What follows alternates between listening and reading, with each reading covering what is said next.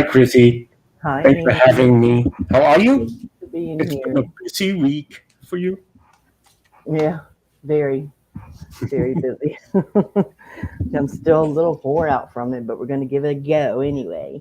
Um, yeah, before we get started, I have a couple of things I need to take care of really quick. That's one of them right there. I was told you are just Ing. I can live with that. Yeah. And also, I was told to tell you do not get too comfortable being by my side right there because she will be I'm, back. well, listen to this. I will be comfortable on your side till she's back. That's what I told her. Yes, and then I will comfortable next to Yeah, the both of you. If yeah. She said, if "Don't get you too want me. comfortable." Of course, she No, said, I "Don't miss get too Claire. comfortable." I Can't miss can't her wait too. for her back. I Yes. talked to her for about an hour and a half on Messenger. It's weird Nice. that she's able to be on Messenger, but she can't be on YouTube. YouTube, I guess, because of the uploads or whatever. You would not believe what the difference is Yeah, with the I Wi-Fi didn't and the know it. Yeah. servers. Yeah. Like I know where she's coming from. Yeah. Yeah, so she can't even watch any YouTube videos or nothing, but she can talk to me in Messenger, which is a good thing. I at least I got to talk to her for like an hour and a half, but she said Amen. because from her gate to her house is a 3 minute drive. Well, listen. So now I have to feel bad that she bought a huge property. Yeah. So at her Good for gate, her. Good for her. at her gate and beyond, she'll have a little bit of a Wi-Fi, right? So she said, if I have to go down to the gate and hop on and boot him off, I will. Well, the closer she is to civilization, the better the connection will be. Yeah, I can't wait for her to come back. me neither. I miss her. I mean, it's great having you here, and I really appreciate you being here. But I miss Claire.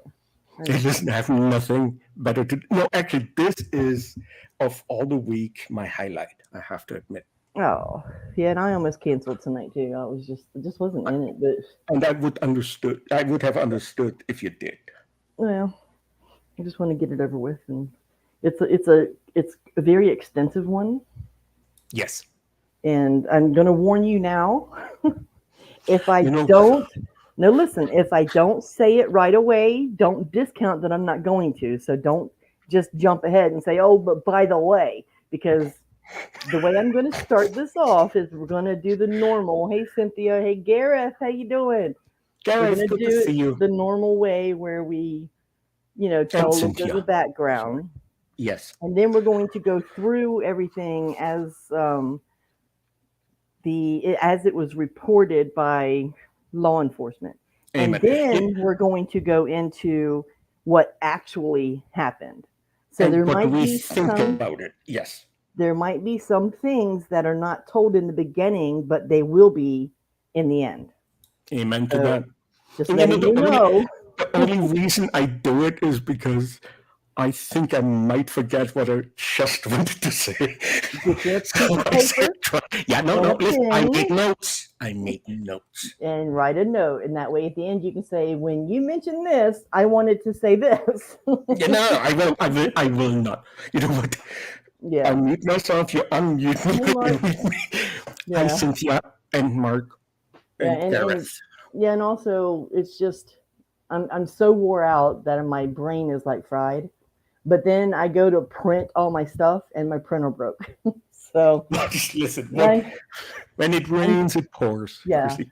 So I'm having to double tab things and pull it up. And so if I miss a comment or if I miss saying hi to somebody, I'm going to apologize ahead of time because I've got a monitor on my side that I have YouTube pulled up on. I have a monitor in front of me that I have StreamYards and now my Word document pulled up on with my notes. So I'm going to be bouncing back and forth. So bear with me, everyone. We're going to get through this, I promise. So Amen. we'll get through it. So I haven't missed anybody. I've said hello to everyone who's here so far. Everyone's got a wrench. That's good. Gareth is the main man. Glad you're here, Gareth. Missed you. Missed you last week. Yeah, I don't think Yeah. he was here last week, but that's okay. He No, he stays comes up when he late to can. be here. Yeah. Yes, yes. So excuse me. And yes, I still have a cough, but get over it. I Uh, do. I will get over your cough. well, Sorry. that's what happens when you have COPD and you're still a smoker. You're going to cough. So Yeah, yeah. it just comes with the territory. Amen. So tonight, we're going to talk about this gentleman right here, who at first, when I first seen him, I was like, oh, wow, he's really cute. But then when I read on, I'm like, oh, okay, he's not I that cute I anymore. thought I thought the same thing, and I'm He's not very even gay. handsome. I'm not even gay yet. You know. And you know what the weirdest thing about this whole case is? And I'm not going to give away any secrets about the case per And please se, don't. Yes, don't jump ahead. but no, no. This all went down in 2014 in, I Yes. think it was August, right here in my hometown. We moved here in May of 2014. Oh no. So you're close I to the. was, I am like 5 minutes from the courthouse where this whole trial took place. How Mhm. amazing is that? How weird is that? That is weird. Isn't it? And and well, and you know what? I think here's the thing, and I tell you that right now without jumping ahead.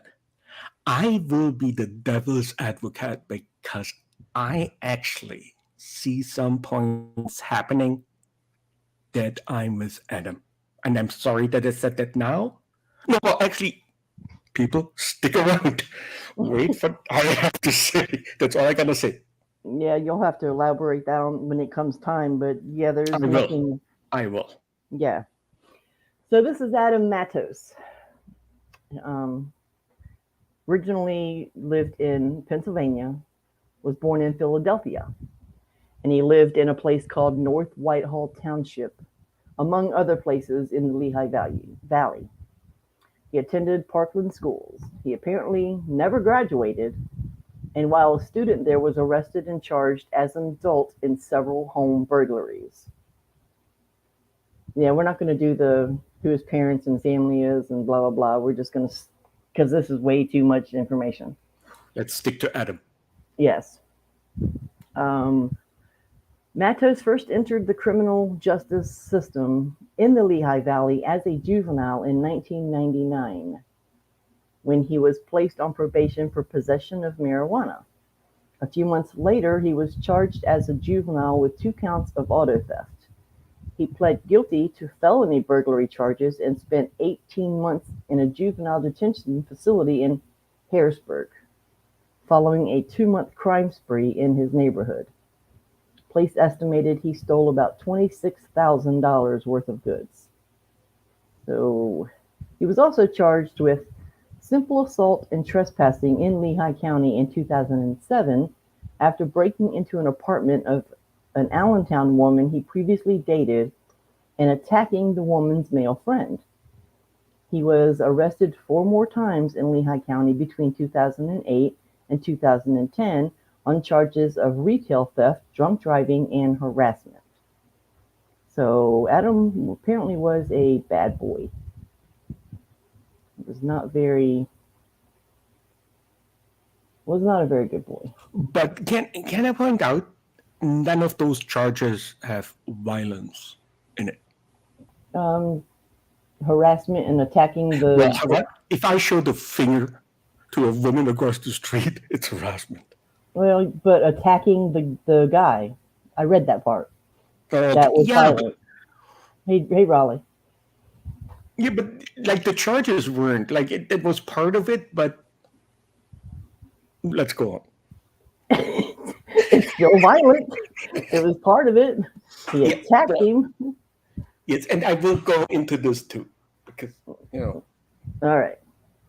Adam and his brother Peter De Jesus were often left alone by their mother for up to 2 weeks at a time as they bounced from home to home around Allentown. Adam was bullied and beaten by classmates and his alcoholic grandfather, according to his mother. She also stated that he didn't speak well and was a slow learner. So not only was he a bad boy, but he had disabilities apparently. And that's his mother right there. Oh, wow. Yeah. And father? There was nothing on his father because I guess look at her. If you said Oh, that's mother his and father, father. I would have said, oh, Yeah, I okay. see what you're Look saying at now. this. I'm sorry. I'm No. sorry. I Yeah. didn't see her. I didn't see the pictures of the parents. Yeah, that was his mother. That was when she was at on the witness stand. But hey, Rick, does Rick have a wrench? Hi, Rick. Yes, Rick has a wrench. Okay, going back and forth here. All right. God, I hate this damn printer. All right. When Adam was 19, he met Megan Brown, who was then 18, through a mutual friend in the Lehigh Valley. They had only known each other a few months before she became pregnant. Megan Brown and her parents operated a dog kennel in Heidelberg Township for several years before moving to Hudson, Florida, which is 15 minutes from me, in the summer of 2014. Her dad, Greg, brought home the bacon as an architectural and engineering executive, while the mom, Maggie, took care of the property, the three children, and all the animals. Megan was the Browns' youngest child and the only daughter. Let me show. That's one picture of Megan on the farm with the horses. Megan, yeah. And this is another one of Megan. She was the pride of the family, a medal-winning track and field star who would run her way into Pennsylvania State University, and she had more than athletic talent and brains going for her. So she got a full scholarship, a full ride to the college for track and field. She was a very pretty woman. Yes. Okay. To me, all white chicks look the same. Yeah. All right. Kidding. Excuse me again. Look at the chat. That's a big mother, Mark. She does look very stern. No S. Like I won't say the word. Mark, it was a huge mother. She was a big woman. Yeah. Let me pull my stuff back up here again.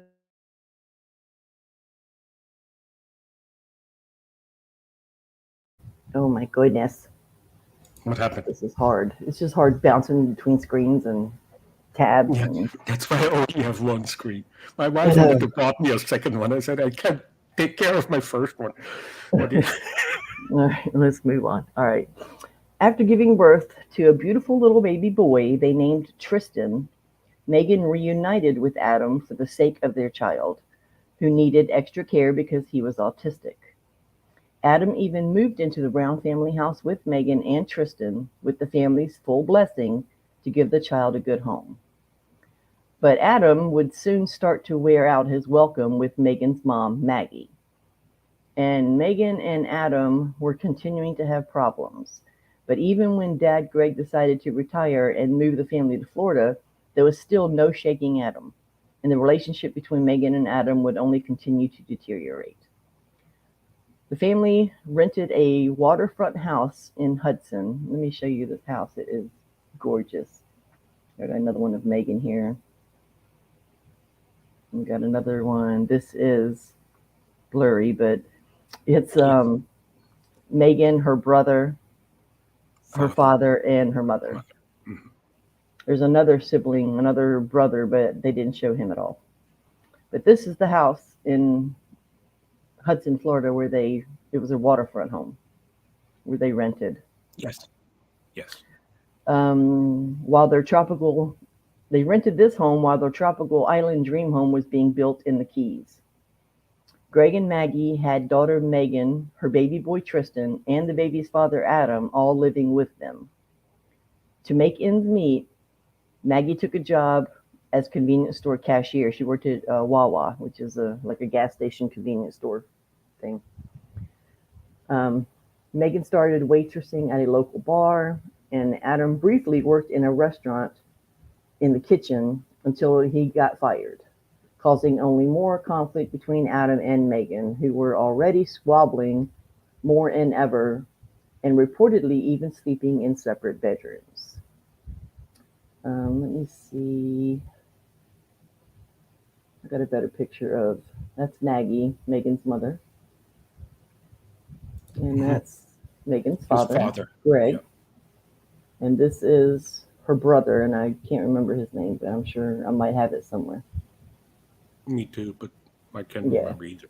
hmm But yeah, this is an aerial of the house there. But that's Nice. at least a 5,500 square foot home, easily. At least it's But gorgeous. Yeah. it's a lot of people. You have to hmm have. Yeah. Yeah, it was a nice house. So, um, okay. That's Back. what they just rented, meaning the Yeah, they were house just they renting that rented, one. yeah, they would build would probably even be better. You know, Oh yeah, maybe, yeah. The one yeah. they're building in the Keys was. I saw some pictures of it, but they had a pool in the backyard and everything, but Hmm. it wasn't too relevant, so I just left it. Yeah. Um, Just they had money. yeah, Yeah. absolutely. Well, he's a retired architect, so Yes. engineer. Yes. And Um, rent a farm on the side. I like that yeah, because, yeah, the yeah, dog kennel and a farm. So, yeah. yeah, she bred dogs even there in Hudson. She bred dogs. That'll be part of the story later on. Megan Yes. had also begun going out with a new group of friends she'd met, leaving the unemployed Adam at home babysitting Tristan, and battling jealousy, wondering what Megan was doing and who she was doing it with into the early hours of the morning. Adam's seething jealousy eventually led to a violent showdown one morning when Megan comes walking through the door around dawn after another fun night out in 2014. After arriving home, Megan and Matos began fighting. He was not happy about her being out all night with her friends, and it is reported that he discovered Nick, who you'll find out later. Well, I'll just say it now. He was the guy that Megan was seeing because her and Adam were not seeing each other anymore. They were just living in the same home because of Tristan. But he plays a big role in here later. But Yes. Adam Yes, he discovered does. Nick. Yeah, Adam discovered Nick was among the friends that she was with. Adam allegedly attacked Megan with a knife, and she frantically called 911. I don't have the actual calls.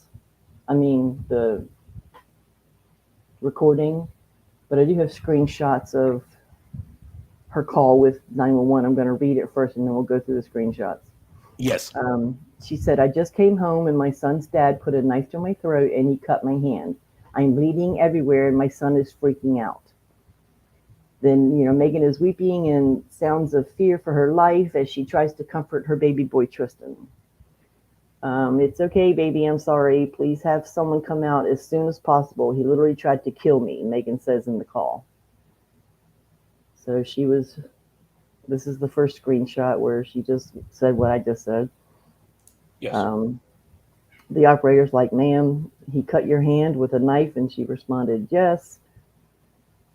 Okay, is that the father of your son? She says, yes. And this is where she's talking to Tristan. It's okay, baby. And then she's telling the operator to have someone come out because he literally tried to kill her and she's afraid he's going to come back. And there's a picture of the cut on her hand. Well, thanks for that. I'll bring that up later. That's Nick. I Yes. just wanted to put him in there. All right.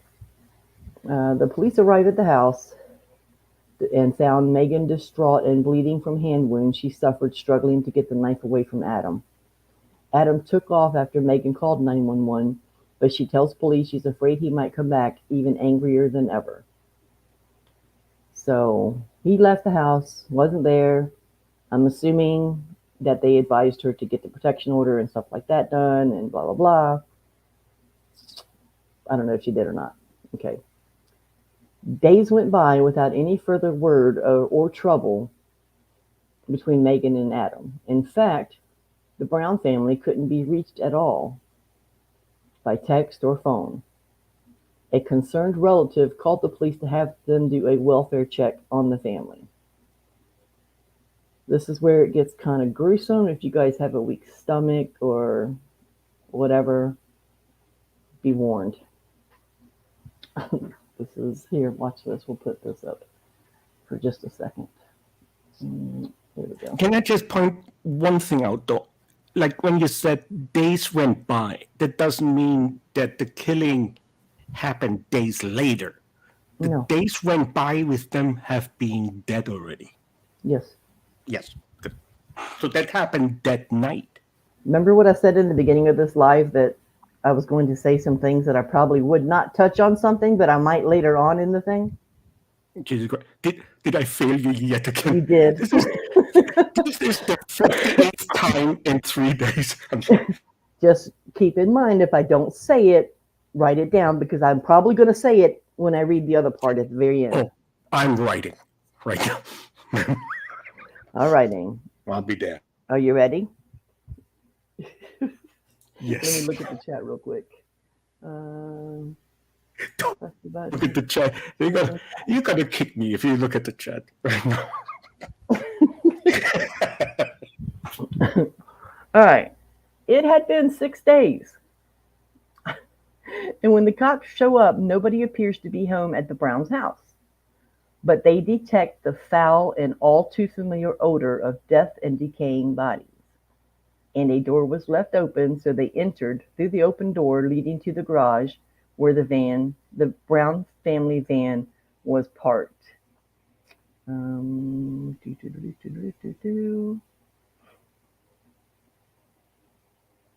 Van. All right. They immediately see blankets on the ground behind the van. There is what appears to be blood all over the floor on the blankets, says Detective Chet Kugel with Pasco County Sheriff. Go Pasco. That's where I live. Anyway, and about you just doxed yourself, and I'm not even jumping ahead on this one. That's okay. Everybody knows I live in Newport Richey, Florida. It's fine. Amen. Come find me. And about the same time, a veteran cop makes another grim discovery just a stone's throw away, after also noticing the same smell of death coming from a wooded area he just happened to be driving by. They also seen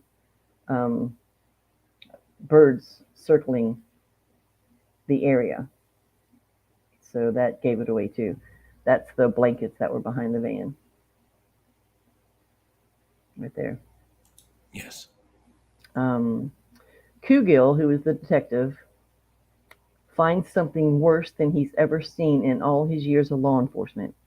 I could smell it, and I could see there was a pile of bodies, said Detective Kugel. They were decomposed beyond recognition. That was in the wooded area where the smell was coming by, because they went down there to see, what was going on, and they saw the bodies. We didn't know exactly who or how many total bodies were in the pile that they saw, but Detective Kugel could easily deduce that the Brown family was among them. It was just common sense. We had a house with several people that are missing, and now we have a pile of bodies less than a mile away up the street, said Kugel. All right. As the medical examiner tries to identify the victims, detectives swoop on the Brown house with forensic experts and find a shocking scene. The place turns pink when it's sprayed with luminol. Luminol is the stuff they use to detect blood. That's right.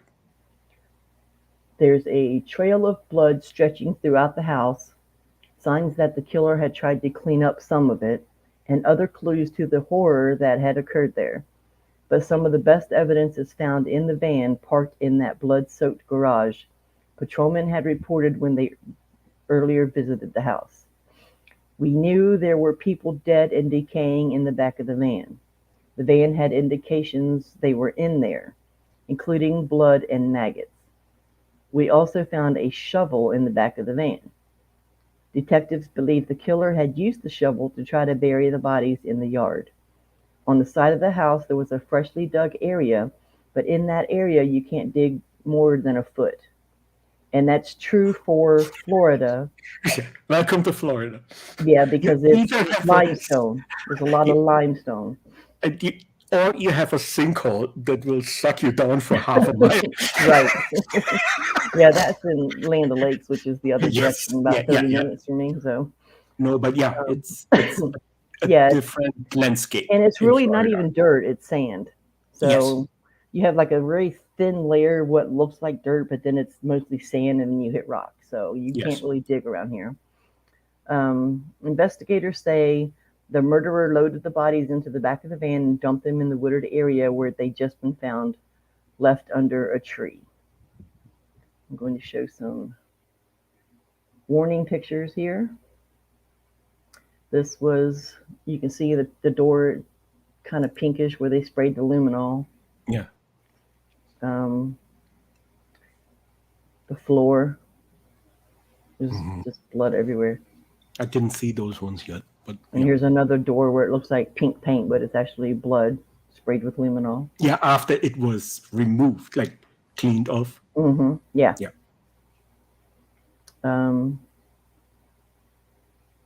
That is, I'm not sure. There's blood. That's blood. I'm trying to, I don't even know. I'll have to go back and look and see what that picture was. There's the maggots in the back of the van. Oh. Yummy. There's the shovel in the back of the van. You can barely make it out, but that's actually the head of the shovel here and then the handle. So I didn't take these pictures. There's the bathtub. There's the bathtub after he tried to clean it out. That's disgusting. This is the hammer. You can see the hammer that he. Well, oh yeah. Yeah. No. And here's where he tried to dig on the side of the yard, where he just couldn't get nowhere. And there's the wooded area where the bodies were in a pile. Damn. Yeah. Friends and relatives were devastated by the horrifying news. As the medical examiner picks through the mound of flesh and bones to identify exactly which members of the family are dead, detectives try to find their killer. Their main person of interest was Adam MATOS. We knew that Adam was a person who lived in that house, said Detective Kugel. And they knew that Adam and Megan had been having serious problems. Adam had fled the house when Megan made her 911 call less than 24 hours before she and her family are believed to have been murdered. But all the detectives knew, MATOS might even be among the identified pile of bodies. So they turned their immediate attention to another possible suspect, Nicholas Leonard, which is Nick, the guy I showed a little while ago. Like her new boyfriend, in a sense. Right. A new guy Megan had met after she moved from Pennsylvania to Florida with mom, dad, Adam, and baby Tristan a few months earlier. Detectives already suspect that Nick Leonard's relationship with Megan may have turned into a love triangle that could have sparked the murders. Megan apparently hadn't told her friends and family about Nick, a carpenter and a landscaper. But he told his family all about Megan, saying he was head over heels in love with her. Nick told his parents that he and Megan were keeping their romance quiet until Adam had moved out of the house. He told his parents that Adam had found out he was seeing Megan and was jealous. Nick and Megan had continued seeing each other. Detectives learned Nick had actually been among the friends Megan had been out with the night she arrived home near dawn, sending Adam MATOS into a jealous rage that led to the 911 call. Then Nick Leonard suddenly disappears. But Nick Leonard is discounted as a suspect in the murder of the family when the medical examiner finally identifies those found in the pile of decomposed bodies, and Leonard is identified as one of them. The medical examiner identified the other victims as Megan, her dad Greg, her mom Maggie. All had been slaughtered in an unspeakable horror that will haunt friends and family forever. Was her brother in that pile too? I think he was there too. No, right? No, he wasn't. No, he was not. Oh, The brother's still alive. He actually did interviews on it. oh, okay. He's not. No, the only ones that were killed were mom, dad, her, and Nick. Okay. 4. The one small yet heart-lifting mercy is that Megan's little boy Tristan appears to still be alive. Detectives believe he's probably with Adam, who is now the prime suspect in the murders. Police haven't been able to find Matos since he fled the Browns' house the night Megan called 911, saying he threatened to kill her. Investigators finally locate Matos a week after the 4 were slaughtered, tracing him to a hotel where they find him with his little boy Tristan. And sure enough, he checked in under his own name, which is, you run on the run, you don't use your own name or credit cards. That's him and Tristan at the hotel checking in. Yes. Okay. He used his real name. Yes, he checked in under his real name. Authorities say when they picked up Tristan, the little 4-year-old seemed to be in a state of shock and not talking to police. Matos was taken into custody. I'm going to show that real quick. This is the pictures I have. This is outside the hotel where they arrested him, or they brought him down. Yes. They were putting him in the car, and God, I hate the way they're so blurry. Are they blurry on your end? I hate that. That one's not blurry. We'll keep that one up. Okay. Detectives don't let on that they found the bodies of Megan, her parents, and her new man Nick, hoping they can trip Matos up. Instead, detectives tell Matos he's being arrested on domestic violence charges stemming from the first frantic 911 call from Megan. At the station, detectives cunningly ask Matos who he would like to care for Tristan now that he can't. I have a whole back and forth correspondence here with the detectives and him, but I want to check the. Hey, Frank. There's someone new. There's Frank. Crypt Keeper, how are you? Hi, Crypt Keeper. Hi, Frank. Are you still alive? I'm just kidding. Call me. Who else? That's it. Okay. Spin back around to the other computer. Okay, here's the detective says, obviously, you know, we would like him to go back to Megan. You know if that's going to be possible? And Adam responded with, I wouldn't know. The detective says, Megan's parents? Can he stay with them maybe? Adam responds, you can check. You can call and ask. They ask Matos about his troubled relationship with Megan. The detective said, when did you guys break up? He responds, a week ago. The detective, a week ago. Okay. Do you remember what it was about? Adam, just a bunch of drama. Bullshit, you know. Matos denies he attacked Megan in a jealous rage the night she called 911. Detective, do you know if she was seeing anybody else? Adam, wouldn't know. But he admits they got into a loud argument after Megan arrived home near dawn. Adam said, her mom came out and she told me to leave and I left. So that was his interview with the police. It isn't until he's locked up on domestic violence charges that Matos learns detectives had fooled him and had actually found the bodies of the Brown family and Nick Leonard a week earlier. Detectives had suddenly been sidetracked after Adam pointed them to another possible suspect, one of Nick Leonard's ex-girlfriends, who allegedly been jealously stalking Leonard for years and is said to have even threatened Megan after learning she was seeing him. I saw an interview with Nick's parents, and they touched briefly on this. They said this girl for like 5 years straight would stalk him and actually hacked his phone and would call all the females in there and tell them that she was his wife and they needed to leave him alone. And this woman, apparently she was also a married woman too. So Yes. yeah, this was, they never gave her name or showed her picture, I guess, for No, but privacy.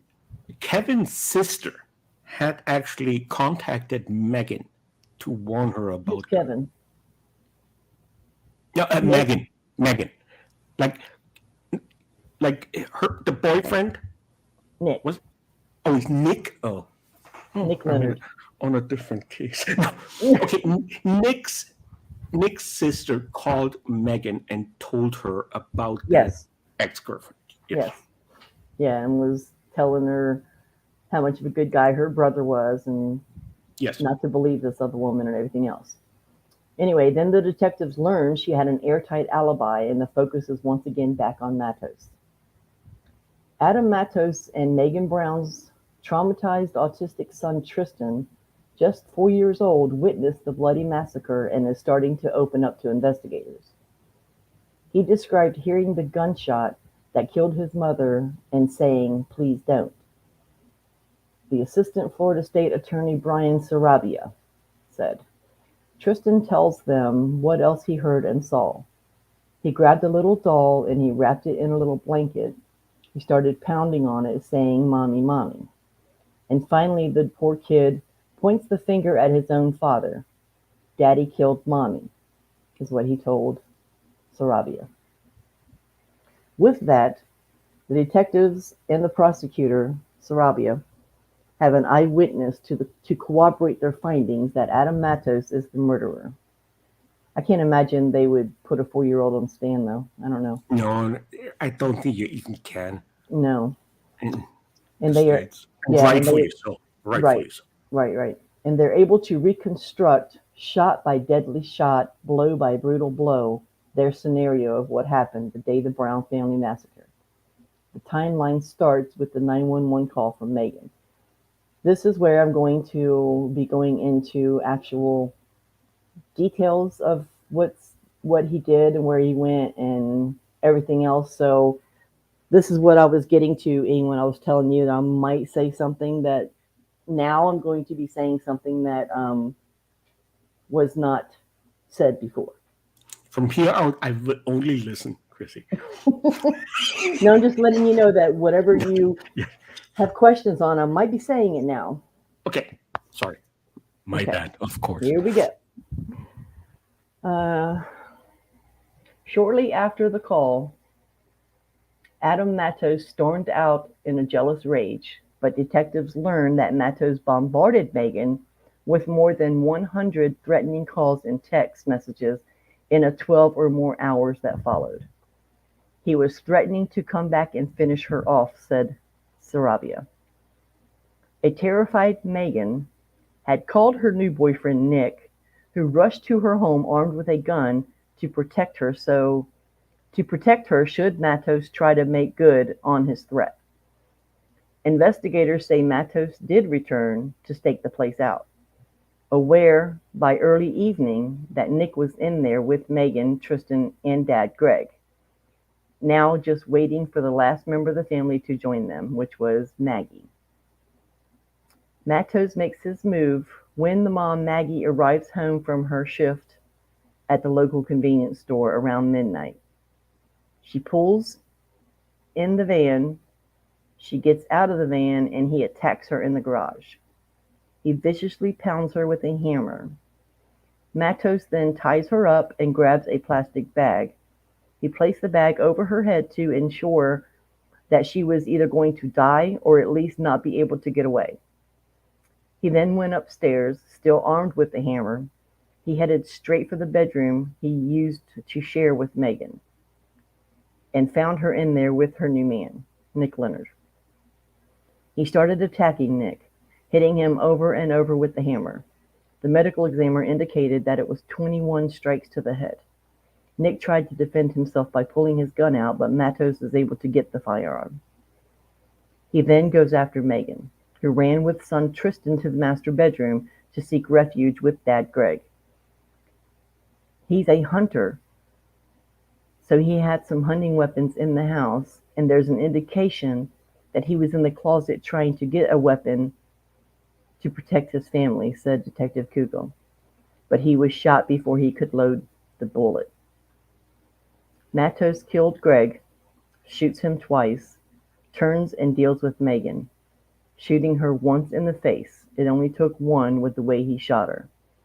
She was facing him and he hit her in the left eye, and that's that.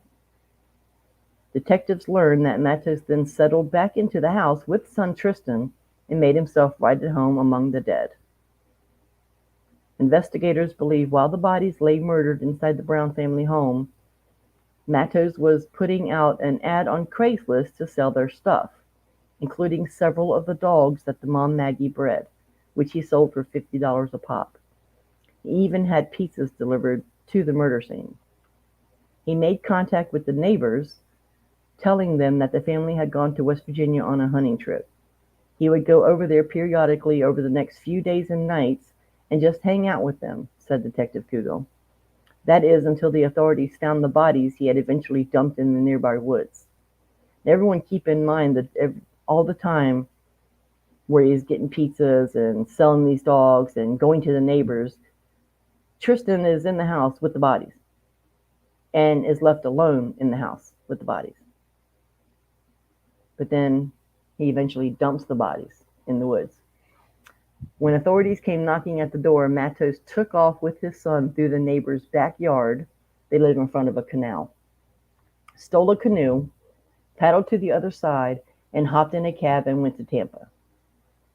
Less than 2 weeks after being captured at the Tampa hotel, Matos was charged with the first-degree murder of the Brown family and Nick Leonard. At his trial, Matos, facing 4 counts of murder and the death penalty, took the stand in his own defense. Anything you want to add real quick before I go into that? No, I'm taking notes. I will talk about it after. Okay. Don't make me jump ahead. That's fine. Just making sure I didn't want to get too far ahead. And Thank you, ma'am. Yeah, I was just looking at the chat real quick. All right. Matos shocked a packed courtroom by claiming he killed his son's mother, Megan, her parents, Greg and Maggie, and Megan's new boyfriend, Nick, in self-defense after they attacked him. I just wanted to get my things, he said. Just gather my stuff. Matos testifies that it was Nick Leonard, armed with a pistol, who first pounced on him after he entered the house. He grabbed me by the throat, Matos says on the stand. He reached into his right pocket and then he pulled out a gun and he pointed it at my chest. We struggled and I was able to get it out of his hands, but instead of shooting him, Matos admits he bludgeoned Leonard to death with 21 blows of a hammer. And I just kept hitting him until I couldn't anymore, said Matos. Matos also admits killing Maggie the same way, saying he believed she was going to kill him. And Matos says he used the gun he took from Leonard to kill Megan's father, Greg, before he could shoot him with the rifle. I shot him in the lower back as he was trying to turn around and get his weapon. He also claims Megan had been screaming at her father to shoot him. She said, "Shoot him, Dad, shoot him, Dad, shoot him," said Matos. And he says he turned the gun on Megan, again claiming self-defense. I thought she had something in her hand and I just reacted and I shot, Matos says on the stand. Brian Sarabia says that Adam Matos' version of the story is literally unbelievable. The circumstances he described and the way he described his actions didn't really match up. Matos couldn't convincingly explain why he never called the police if it was a case of self-defense. He said, "I believe my phone was dead at the time," when he was asked in court why he didn't call the police. Matos also struggled to explain why he threw the murder weapons into the canal at the rear of the house, where they were retrieved by divers. "I didn't want it to be a threat to anyone else, to me or to Tristan," said Matos. And he had a hard time explaining why he chose to dispose of the 4 bodies. First, by trying to dig a grave for them beside the house with a shovel, the same shovel Matos is captured carrying to restore surveillance video recorded after the murders took place, which is this one. He's walking down the aisle, he's got the shovel in his hand, And here he's actually paying for the shovel. This is him. From now on, I buy my shovels on the black market because otherwise they would be forged. Yep, you're gonna get caught. Yes, Here. don't buy shovels. Yeah, he said, I wanted to move the bodies out of the house, eventually dumping them in the nearby woods to spare his 4-year-old son of any more trauma. So Tristan wouldn't be exposed to them, says Matos. And Matos was found guilty of the murders of Greg Brown, Maggie Brown, Megan Brown, and Nicholas Leonard. But Matos catches a break when only 11 of the 12 jurors vote for execution. That means there was one person on that jury that felt enough sympathy that they decided he didn't deserve the death penalty. And I would be the one if I was on this jury. Me too. And the judge voices her disagreement. If there's ever a case that I have ever heard that people would have decided, quote, the death was appropriate, this is probably it, the judge said. Matos makes a pathetic attempt to show remorse. I would just like to apologize to the family of the victims, Matos says. He was shouted down by Aaron Brown. There you go. Megan's brother's name was Aaron. Megan's angry older brother. Yes. And the judge finally gives Matos the harshest punishment allowed by law. Based on the decision of the jury, I sentence you to life in prison without the possibility of parole, the judge said. But her most moving words are reserved for the littlest and most innocent survivor of this horror, 4-year-old Tristan, who is now being raised by his late grandmother's family. He will grow up without a father because he will know his father murdered his mother and murdered his grandparents, said the judge. Part of the deal that was made requires that Tristan's adoptive mother send a picture of the boy to Adam Matos in prison until he turns 12. Unbelievable. I'll send him a picture of his toe or something, but I wouldn't do it.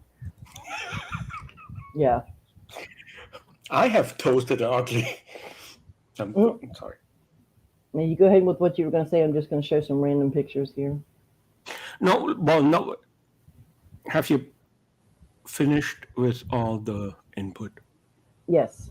I've gone through the whole story now. That's the judge telling him that she's not pleased.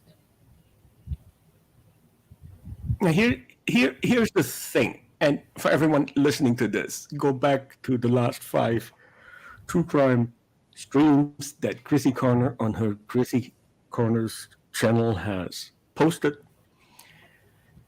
He came out of a family of poverty. That's why he stole a lot of shit. I get all of this.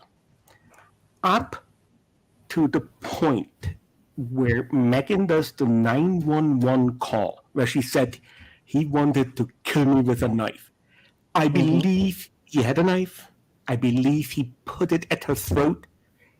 This one nick at her thumb, put the picture up again, shows he did not mean to cut her throat. Well, because she grabbed the knife. Yes, but do you really, really think that Megan could have overpowered Adam at this point? It was a defensive wound. Absolutely, it was defensive. She was grabbing the knife and pulled it away from her throat. But don't you think after she grabs the knife that he could have beaten her to death with his fists? He left. What I have a problem with is the fact that she had him still around. He was actually babysitting while she was with her new boyfriend. I know they said she was with friends. Oh, and Nick happened to be there. She had a new boyfriend, and he got mad about it. She makes this 911 phone call. Before that, there's not ever a 911 phone call. Oh, he's beating me, or he's going against my son. And when he came back, the people that were shot with guns and rifles they brought because Adam didn't have one. Of all what happened and what he did, absolutely wrong. But it's not premeditated murder. Okay, so him sitting outside the house just waiting for Maggie to get home so that he could pounce on them, that's not premeditated? The bouncing, You getting yes, that? but he didn't bring a gun to it. And the thing is, don't you think it looked back, even Chris Rutz was in his mind smart enough to kill his children so there are no witnesses. He took his son and checked in a hotel with his own name. That's not Because premeditated. oh my God, Ing. You need to go back and read more on this because yes, it was premeditated, and Which part? Which there part? were plenty of issues between him and Megan that they fought all the time. Maggie, who was Megan's mother, According to whom, Chrissy? Because the police only came in.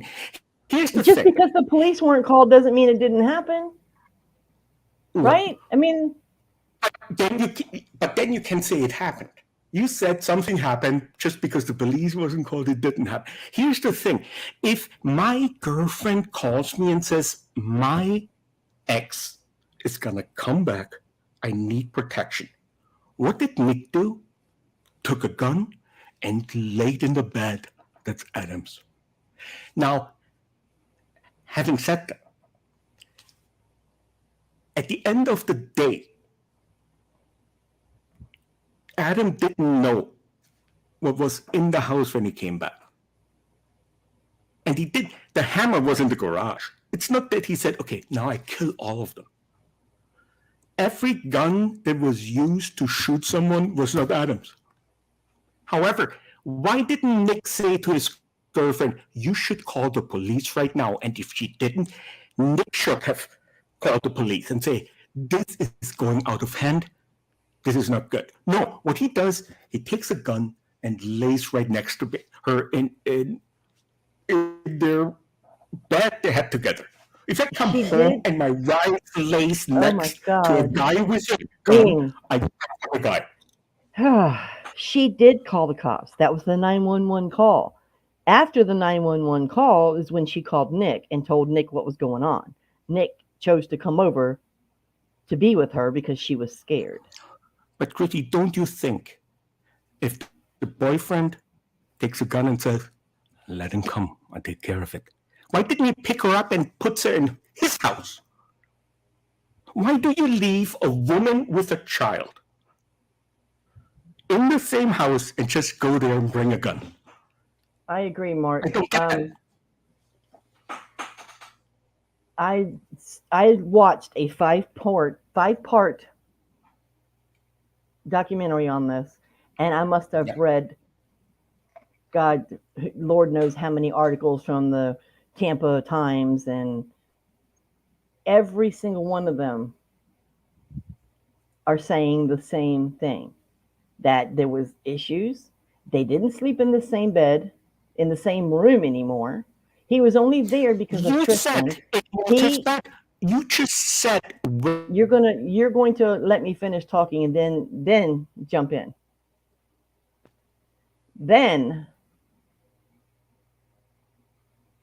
and I forgot where the hell I was now. They had issues. Shit, Ing. See what you do to me. Well, I'm sorry. I have issues with my wife. It happens. But that's your wife. They weren't married. No. Why was he there then? Because of their son. Amen.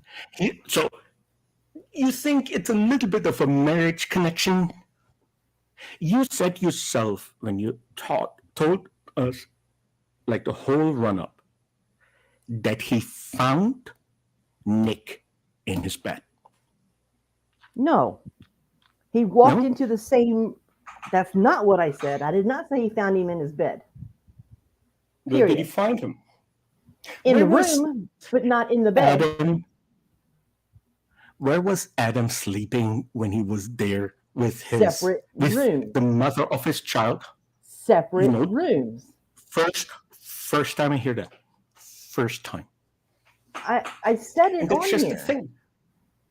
No, here's the thing. If he was this paranoid, psychotic guy, why did he look after every other of those maniacs that go after their wife or ex-girlfriend or whatever, kill the kid too? He was there for his child till the end. Which is why he didn't kill him. Yes. He loved his kid. He sat outside this house and watched Amen. and saw this guy in there with his son and his ex, and it fueled the fire in him. He waited for Maggie to get home before he decided to go in and attack her first. He planned that. So do If you he agree didn't though? plan it, if he did not plan it, he would not have sat outside that house and waited for Maggie to get home. He would have just walked up nonchalantly and been like, "Oh, hey, why are you in there?" And So then he fought with planned. them. So he planned the killing without a weapon. He sat in front of the house. Because here's the thing: don't you believe if he wasn't a good father, he wouldn't even be there at that point? This has nothing to do with him being a good father. Yeah, but that might be his motivation of what he's doing. Especially then when he finds out, oh shit, this guy is here and brought a gun. I'm just saying, Nick could have pulled Megan out and her child. And I would have if it would have happened to me. They said, you know what? Let him come. Let him come. And I believe 100% when he said that Megan screamed, Dad, shoot him, shoot him, shoot him. That's what happens. Well, of course, I'm I would have just done the saying, same thing. amen. But you can't really put it on him to lose it at this point. That's what I'm saying. I'm just saying when you really look at it, until her first 911 call, where she said, oh, he came up with, I actually listened to the call. She had a notch on her thumb while he was trying to cut her throat. He didn't. He didn't. He left. And when he came back, he found a new guy with her, and the new guy brought a gun. Everyone that was shot with a gun that Adam didn't bring. It's not premeditated. He didn't go there to kill them. Otherwise, he would have burned the house down. Why didn't he go in the house? Why didn't he go in straight away? Why did he sit outside and wait for Maggie to get home from work? I think it was the first time in his life that the mother of a child he hasn't loved had moved on, but had him still in the house to babysit. I'm just saying. He should be in jail, shouldn't. Gareth, Aaron is still alive. I'm just saying that when you look at the big picture, he was desperate at the end. He should be in jail, but it's not. He didn't go there to murder all of them. Now, all right, I now don't agree with. Yeah, the charges were not even premeditated murder. The charges was murder. So why are we even arguing over premeditated or not? No, I think it's, what's it called? The homicide. Aggravated homicide. I'm not even saying that he shouldn't be in jail the rest of his life. But you know how the district attorney opened up his whole case? He said, Adam MATOS, we are here to kill you. You get the death penalty. And up to this point, he never attacked his child, and until she called 911. Don't you think if he was ever abusive towards her and the child, there would be more police record of it? I'm just saying. That again has nothing to do with the facts of the case. First, he was not charged with premeditated murder. He was charged with murder in the first degree. But 4 just counts. that's premeditated murder. That's No, it's first. not. That's what the There's first a degree murder difference. is. There's a difference of murder in the first degree, second degree, and premeditated murder. I believe you. I'm just a landed immigrant from Germany and Canada. You may be right. I am right. So that part that you're arguing and getting my blood pressure all wound up here makes no damn sense. It shouldn't even be had. No, but I'm saying that Megan's family are not as victimized as this whole thing They're makes it. dead. Of course they are. Whether he went there with the intentions of killing them, or whether he used the neighbor's gun, or his father-in-law's gun, he still killed them. They are still dead. Tristan is still without a family. He is going to rot in prison for the rest of his natural life, which I am happy for. I just feel sorry for Tristan being with his aunt. Who else is he going to be with? He can't be with his mother, and his father's in prison. His mother's dead. He thanks to his father. Well, he won't, Mark. There's life without parole. He's got 4 counts. No, he won't come out. And I'm all for it. But if no one gets a lesson out of this, I don't know. Because the thing is, and it should be at least acknowledged by law, when she called in the first time ever, 911, and don't you think, because you said it yourself, she was like the pride of the family, and she's such a great athlete. Beautiful. Don't you think if Adam ever failed her before, that it would be public record? The first time she got nicked after he put a knife at her throat, saying he wants to kill me, he wants to cut my throat. She grabbed the knife, he ran. He didn't kill her. And he probably just,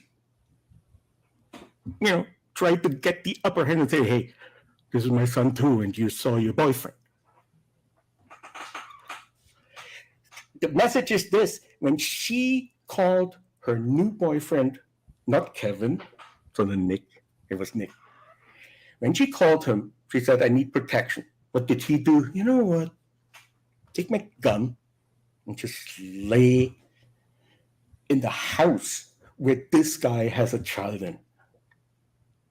And his father was ready to shoot him too. Okay, were you not listening? Were you not listening to the part where I said he texted her, threatening her, saying he was going to come back and finish the job? Did you not hear that part I was saying? I did, Chrissy. Okay, then she was afraid. No. He threatened her by text messages, saying he was going to come back and finish her off. So but yes, she called Nick to come and protect her. If she's responsible, she immediately gets police protection, because it was after she called in 911. If he sends all those threatening messages, they couldn't find him. They didn't see him for 6 days. It's not police protection is not looking for the guy. It's protecting who's there. You're not going to get police protection for threatening messages. And here's the thing. It doesn't happen like that in America. Okay. However, when she calls her boyfriend Nick and says he's about to come and kill me, he says, call the police, or he calls the police, and the least he could do is pull her out of this house. The police were there. He said, I showed the motherfucker. What the fuck are you talking about? What do you mean? Say again. What? She called 911. The cops came. Adam was gone already. They couldn't find him for 6 days. The 6 days they were dead. The messages he sent were after the knife incident. Exactly. Yes. But he wasn't there. He was gone. They couldn't find him. You still get police protection. And if I'm a You boyfriend and my can't get police protection because of that. so Nick was right to take a gun and just sleep Yes, he there. was. That's bullshit. I disagree. Well, that's the law. You can disagree all you want to. Go to the White House and fight it What does it have to do with the White House? because it's a law. What's the law? Him You're threatening allowed to have a gun and he protect your has property. 25 threatening messages and you don't get police protection? No, you do not. The only thing you can do is go to the courthouse and file for a restraining order. And leave the house that night. Why would you have to leave your own house? You in this state, you're allowed to have firearms and protect your own property. Somebody comes in your door, you can shoot them. You're allowed to do that. It's fair to say, though, that Nick didn't live there. Adam did. What's that got to do with it? He So, was there him protecting. he couldn't protect his own house. He protected It Megan's was house. protecting Megan. Absolutely. Yeah. Don't you think it would have been better he pulled her out? Or go to the police and say, look at the 25 messages. You get police protection. They put a cruiser in front of your house when you call it. do Yes, not. they do. Oh my God. No, they don't. I've been there. I've been in these kind of situations. They do not put a cruiser in front of your house. Do you think that there's thousands of manpower for that? No. So You're not the president of the United States. They're not putting a freaking armed guard in front of you. They're not doing it. It's not going to happen. The most that they would tell you is we'll have officers come through that neighborhood more often, but they're not going to sit and protect you. It doesn't happen like that. So you believe Nick went there to protect the family? Yes. Why was he asleep in bed? He wasn't asleep in bed. Didn't you say that Adam found them both in bed? In the bedroom that he once shared. Okay. So never once said in the bed or asleep. Okay, so let me get this. Adam came in with a hammer because he put the hammer 20 times into Nick's head. You know why? 21. Because he was asleep. 21. No. Oh, sorry. The last blow. Oh, he had a gun, and the guy comes in with a hammer, and he gets hit 21 times? Yes. He went into the room and he immediately started attacking Nick. Nick had no chance to pull his gun out and shoot him. He got hit 21 times in the head. He tried to reach for his gun, but Adam got it. He was being pummeled in the head with a hammer. I say he was asleep. He was not asleep. Well, it doesn't say anywhere in none of those articles or anywhere that he was in the bed. You said bedroom. That doesn't mean they're in the bed. Okay, so he tried to help the family by... You know what? I'm not going to argue this any longer. The facts are the facts. The case was the case. He's in jail. Family's dead. Half of the world would need... You're right, Gareth. Yeah, you can't get police protection over... She was attacked with a knife hours before. You're still not going to get police protection. You can get a protection order and go to the courthouse to file for that, but they're not going to sit outside your housing. It doesn't happen.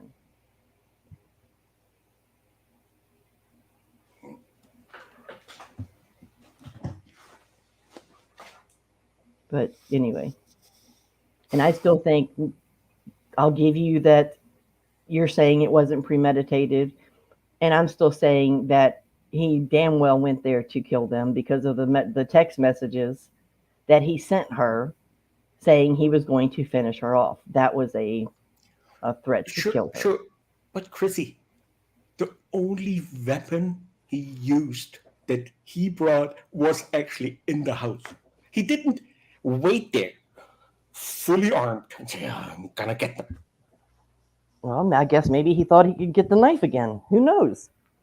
I wasn't there. I wasn't going. I'm not in his head. I'm only looking at the videos from the court and the trial and everything else, and bringing everyone here what I've read and what I've gathered from that. I'm not in Adam's head. I wasn't there at the house. I don't know. Me neither. I don't know if he had a knife. They said that he threw the weapons into the canal. That could have been the hammer, the gun. It could have been the knife. They didn't specify. But we agree he didn't bring the gun. No, we know he didn't bring the gun. Good. Nick had the gun, and Greg was going for a gun in his closet, but didn't have time to get it. But in no way is this the family's fault. I'm not saying that per se. In a way, I do, because you are. You're saying it wouldn't have happened if they had done this. Well, if you didn't step off the curb, you wouldn't have got hit by that truck. I'm not saying that they were in danger, because they were. But the way they reacted was, "Fuck you, Adam. I gotcha. I bring a gun. I wait." And then gets hit 20 times by a hammer that he didn't bring. And he still didn't deserve it. Not saying that. Well, I think if he loves that woman, he should have pulled her out the second she calls. But she didn't even do that. What she said, I need protection. That's what she said.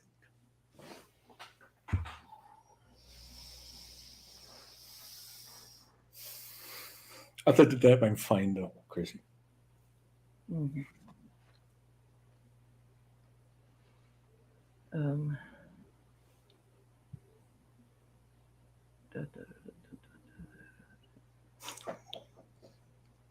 Yeah, true crime is not my thing.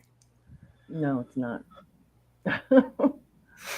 You don't see. You're so one-sided sometimes. And you're not. No, I'm just one-sided to the other side. 25 threatening messages. At least you call it in. No, she called her boyfriend. And he should have pulled her out. Or sit with the gun in the living room as soon as he enters the door, shoot him. You see, the problem... I can live with that. Ing, the problem is that you go into the, you should have done this, you should have done that, and you put your personal feelings into the case. You can't do that. You have to go by the facts. You have to go by what we are reporting. Absolutely.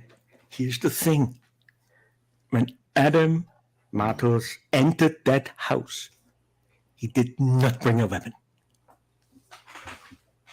That's the fact. Say that again? When Adam entered the house, when this whole murder spree happened, he did not bring a weapon because he found a hammer in the garage. Right. Don't you think if he really wanted to kill everybody, he would have brought a machine gun or something? I don't know. No. Yeah, there you go. The fact is that the people that got killed with weapons he didn't bring. You're, again, doing the what ifs and the should haves and the should nots and putting that's a fact. You said facts. Facts. No, the facts are that he did it. The facts are that he went there to kill them. The facts are that he sent her hundreds of text messages. Well, I mean, if you go by text messages. I'm just saying he didn't bring a weapon when he entered that house that night. He didn't. So? Yeah, but would you agree that the gun that was used to shoot Megan's father was brought by Nick to shoot Adam? to protect Megan. I was not brought to shoot Greg or to shoot Adam. It was to protect. So why did he sleep? I think he was asleep. Otherwise, he wouldn't. Adam could have not have attacked him with a hammer and beat him 20 times if he wasn't asleep. They thought we owned this shit. How do you know Like the that? motherfucker. Have you The been in fact- that situation? Have you tried to walk into somebody and attack them and couldn't because they weren't asleep? No, but No. if I wouldn't attack someone with a hammer that has a gun, I wouldn't. He didn't know he had a gun at the beginning. So why did he beat him to death? He was asleep. He was in the bed with his My God. son's mother. And nowhere it what he says that he found. was laying in the bed. Nowhere it says that. So why would someone be in a bedroom? Have you seen the house? The bedroom is probably huge and has a couch and everything else in it as well. So he's waiting for him and said, "Hey, don't." They're probably talking or watching Yeah, TV. Who the hell knows? You can't add stuff to the story that's not there, Exactly. which is what you're doing. No, I'm not. You are. He was asleep. He was laying in the bed. He went there without a weapon. He wasn't going there to kill him. It wasn't he has a premeditated. hammer. You're adding all of that to the story. Big room. They were watching TV, and then Adam walks in with a hammer, walks up to Nick, starts beating him, and then the gun that was used was Adam on Megan's father. That's the fact. That's the facts. Makes no sense to me. That he wasn't asleep. I think he was asleep. If you wanna protect your girlfriend and her son against a perpetrator like this, a murderer, you're not asleep. They said, "We got this," and that was the end of it.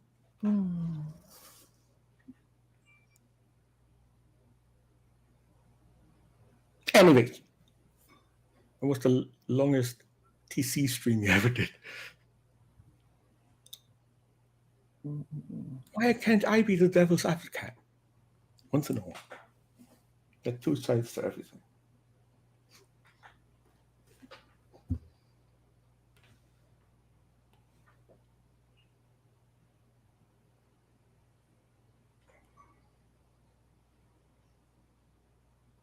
I agree, Mark.